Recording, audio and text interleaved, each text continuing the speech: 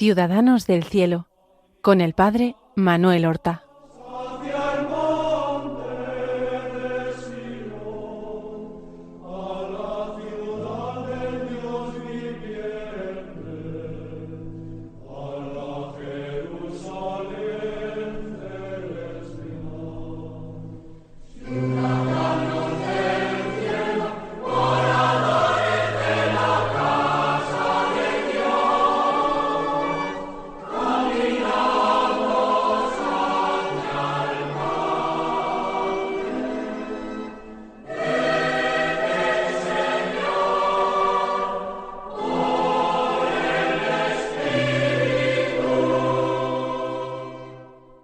Muy buenos días, queridos oyentes.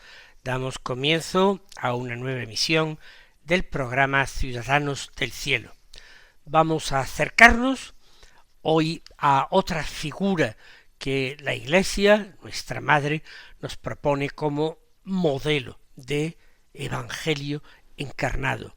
Los santos no son sólo las personas que están en el cielo, las personas que han llegado en su carrera hasta el final, han alcanzado la corona de los vencedores y gozan ya de la compañía de Cristo y de la visión de Dios. Santos a los que la Iglesia canoniza son además los que se pueden proponer como modelos, como ejemplos para imitar. Pues bien, hoy vamos a hablar de uno de estos santos de los que conocemos poco. Ustedes saben que el último día del año se celebra la fiesta de San Silvestre, Papa, pero no es el único santo con este nombre en el calendario. Hay otro San Silvestre, que fue monje y abad, un santo no de la edad antigua, sino medieval. Vamos a hablar hoy de él, y les advierto que no conocemos excesivos detalles de su vida, pero a través de los datos históricos que poseemos, incluso a través de las leyendas antiguas sobre su persona, nosotros podemos discernir la práctica de virtudes, que con esas virtudes se nos hacen cercanos los santos, se nos hace cercano a él a pesar de su vida tan alejada de nosotros en el tiempo y en las costumbres. ¿Cuándo, dónde nació San Silvestre? Pues San Silvestre nació probablemente en el año 1177, cuando estaba comenzando el último cuarto del siglo XII, y nació en Italia, en la ciudad de Osimo. Su padre, que se llamaba Gislerio o Gislerio, era miembro de la aristocracia local. Tenía en la región de Ancona mucho prestigio personal y quería que su hijo pues no solamente heredase sus bienes, sino que también alcanzara un nombre y una reputación, que se convirtiera en un hombre respetable y famoso. Lo mandó a estudiar, primero a Padua, más tarde a Bolonia, donde estudió Derecho. Es una escuela reputadísima para los estudios jurídicos, a donde acuden estudiantes de toda Europa. Allí estudió lo que se llamaba la jurisprudencia, y con esos estudios de Derecho él ya se podría haber abierto camino en esta vida, aprovechando la situación de su padre, su nobleza, su dinero y su reputación. Pero no era exactamente lo que Silvestre anhelaba, no era el dinero ni la fama. Era un hombre que quizás por influjo de su madre, de quien no sabemos ni siquiera el nombre, había llegado a conocer a Jesucristo. Era alguien que amaba al Señor de todo corazón y, ayudado por la gracia de Dios, su voluntad se empeñaba en vivir rectamente, dando siempre buen ejemplo de todo y practicando las virtudes. Nuestro buen Silvestre, que había tenido mucho éxito en los estudios jurídicos, sin embargo estos le aburrían, no terminaban de interesarle. Tenía su mente y su corazón puestos en Dios y cualquier otra cosa, como digo, le era distractivo, cualquier otra cosa para él no era deseable. Entonces, al mismo tiempo que va terminando sus estudios de derecho, él comienza a estudiar allí, en la ciudad donde se encontraba, en Bolonia, empieza a estudiar la teología. Eso le interesa muchísimo, alcanzar el conocimiento de Dios y de las cosas del cielo, más que de las cosas de la tierra.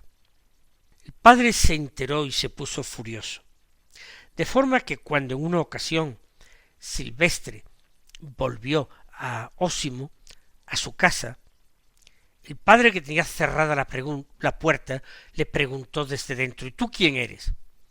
Y él dijo: soy tu hijo, soy Silvestre, respondió.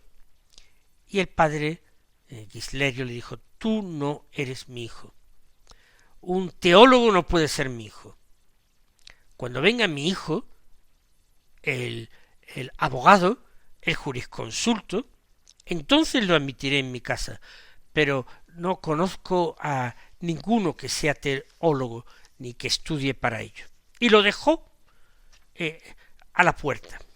Entonces, armado de paciencia, Silvestre, que consideró un honor el poder padecer por Cristo, se marchó. Se marchó sin decirle a sus padres a dónde iba a ir, quizás porque ni siquiera él mismo lo sabía.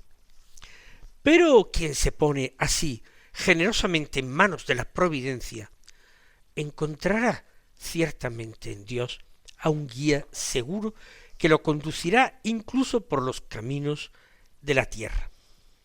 Terminados sus estudios, él consiguió ordenarse sacerdote. Y después, quizás porque el padre se había reconciliado con él y quería prestigio para su hijo y la cercanía del hijo, después le dieron una canonjía en Osimo, donde vivía el padre. Por eso la historia no cuenta nada a este respecto, pero yo me imagino que el padre influiría y para que le dieran esa canonjía y tenerlo cerca, y ya que se había perdido para el mundo un gran jurista, que al menos la cercanía de su hijo le aportara un consuelo. Efectivamente, nuestro Silvestre tomó posesión de aquella canonjía. Él era un hombre extraordinariamente humilde y al mismo tiempo caritativo con los pobres. Y además era un hombre sincero, que sabía decir las cosas cara a cara y tal como eran, sin tratar de halagar a nadie ni de disimular las verdades como hace un buen pastor. Se le concedió aquella canonjía porque parece ser que, donde había realizado sus estudios, había sido también ordenado sacerdote. Estamos ya en el siglo XIII. Existen numerosas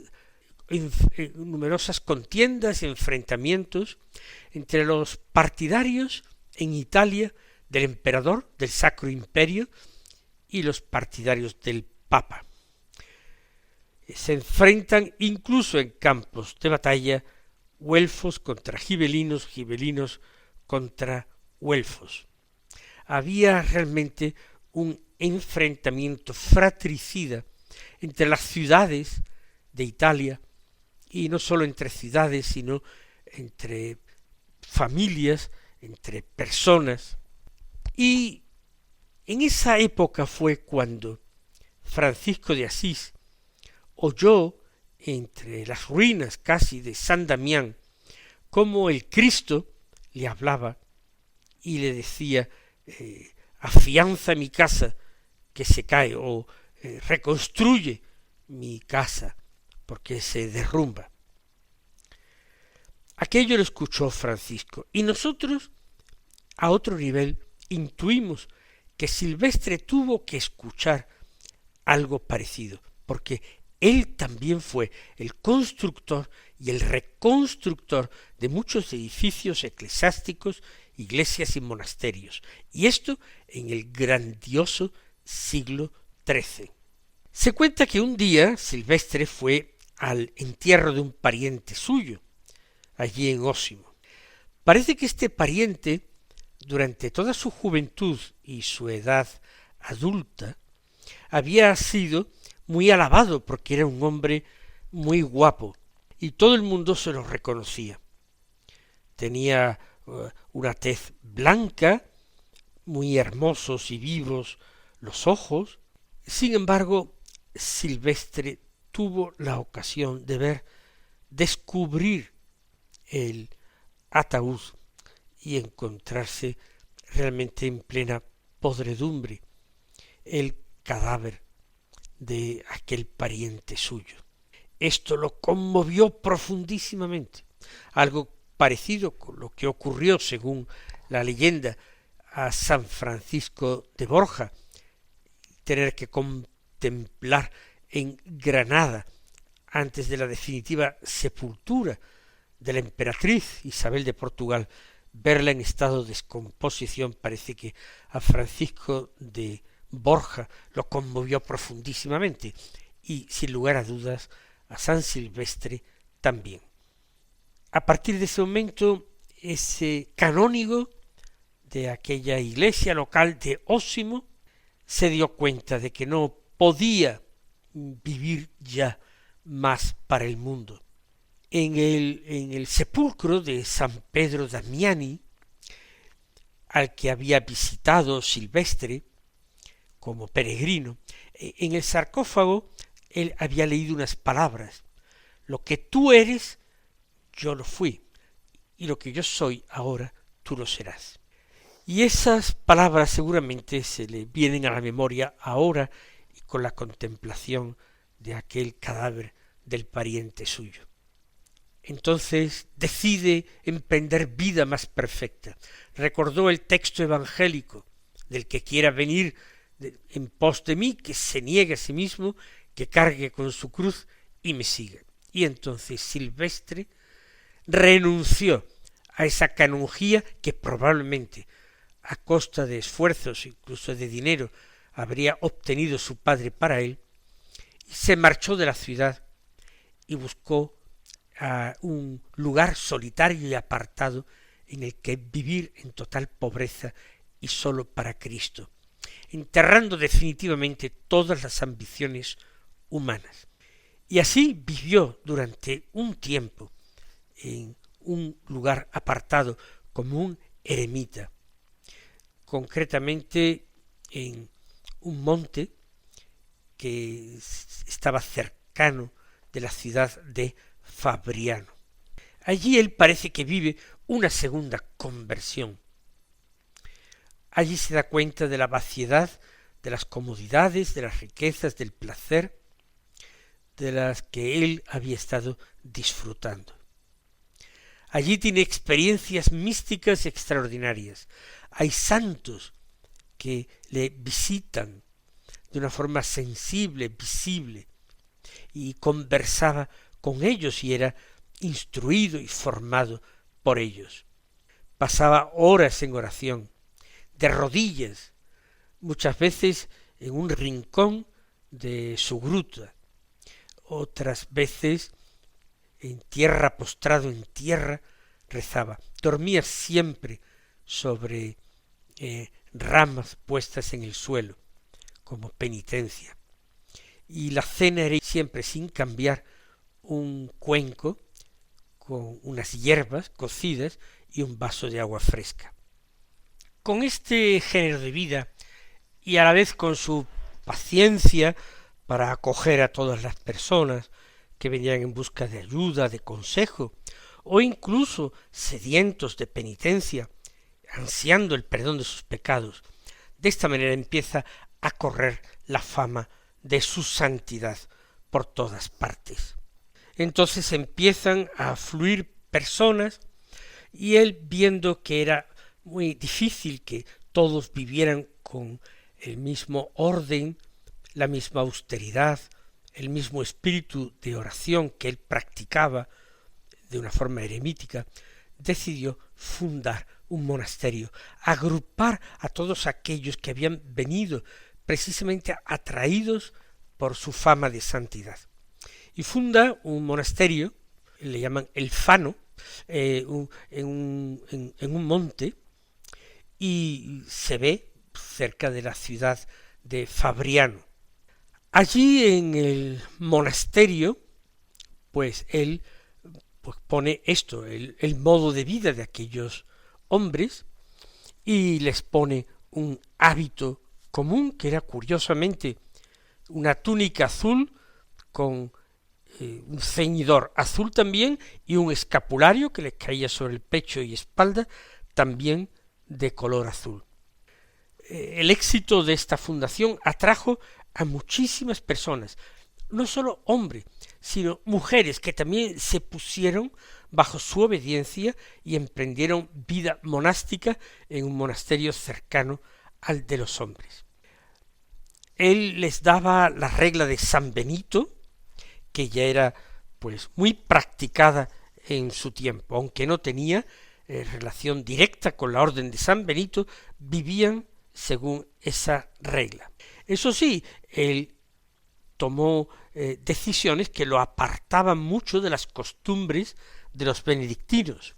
Por ejemplo, como venían más y más vocaciones y hubo que fundar otros monasterios, él estableció que todos los monasterios dependieran siempre del monasterio del Fano, es decir, que nunca fueron totalmente autónomos, como en todas las grandes órdenes monásticas lo eran, con la excepción quizás también de la Cartuja.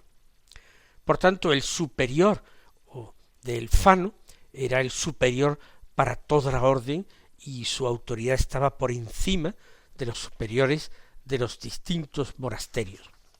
Por eso, los superiores de los monasterios no tuvieron el título de abad. En aquellos tiempos los abades eran de por vida, y él prescribía que al cabo de ciertos tiempos se eligieran nuevos monasterios.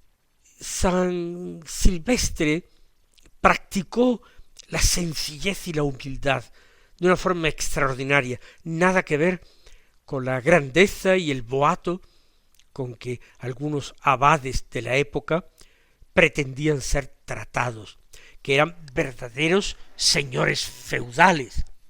No así, ese no fue el estilo de San Silvestre, sino la sencillez.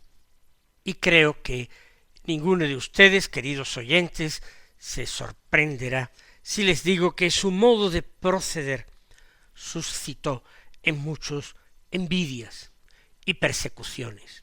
En el fondo de todo estaba el mortal enemigo de la naturaleza humana, el diablo.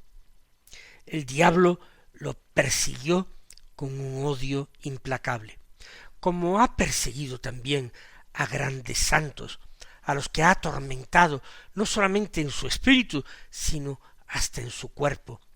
Recordamos a un San Juan María Vianney, el santo cura de Ars, o a un santo Padre Pío de Pietrelcina en el pleno siglo XX.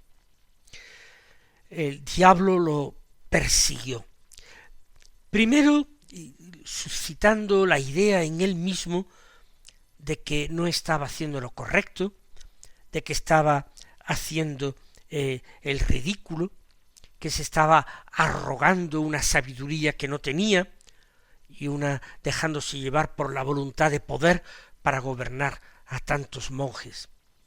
Por otra parte, trataba de asustarlo y alejarlo de aquel lugar del monasterio del Fano de forma incluso corporal. Por ejemplo, en plena noche, haciendo que pareciera que se estaba dando un ataque al monasterio por parte de bandas de enemigos. Todo era armar ruido, confusión y escándalo para llevar el temor al corazón de los monjes.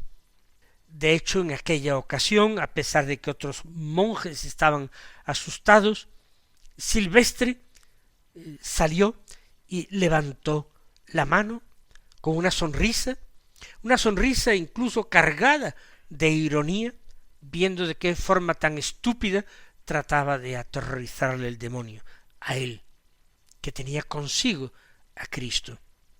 Y entonces levantó la mano como en señal de bendición y todo desapareció, se acabó el ruido, las sombras, todo aquello que infundía pavor. No descansó el demonio, viendo sus continuas victorias, que Silvestre desenmascaraba sus engaños y no le temía. Entonces, en una ocasión, lo empujó por unas escaleras y cayó abajo desde arriba de muchos escalones. Este golpe estuvo a punto de matarle, pero Dios no lo permitió. Dios, de hecho, como ocurre siempre en cualquier tentación o en cualquier ataque diabólico, por molesto que sea, Dios no permite que nos suceda nada más que lo que Él quiere permitir.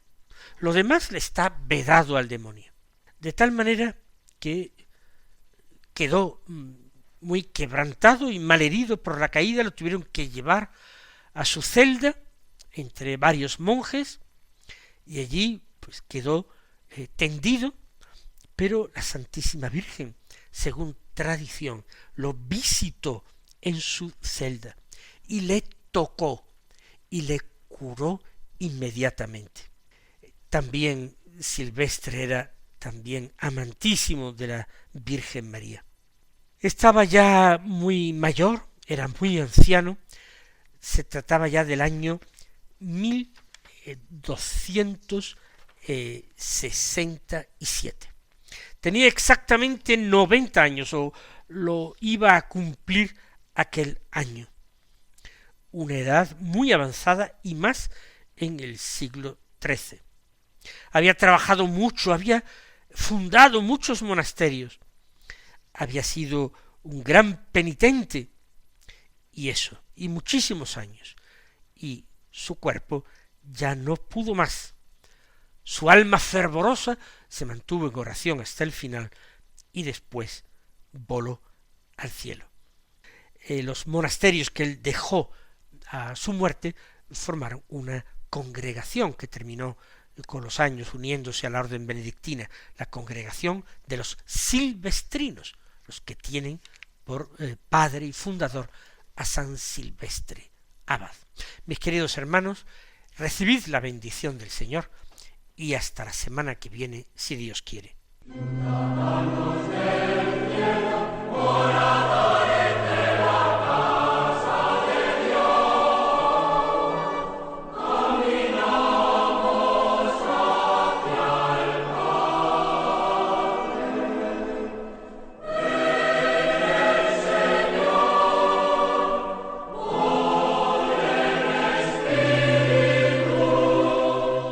Han escuchado en Radio María Ciudadanos del Cielo con el Padre Manuel Horta.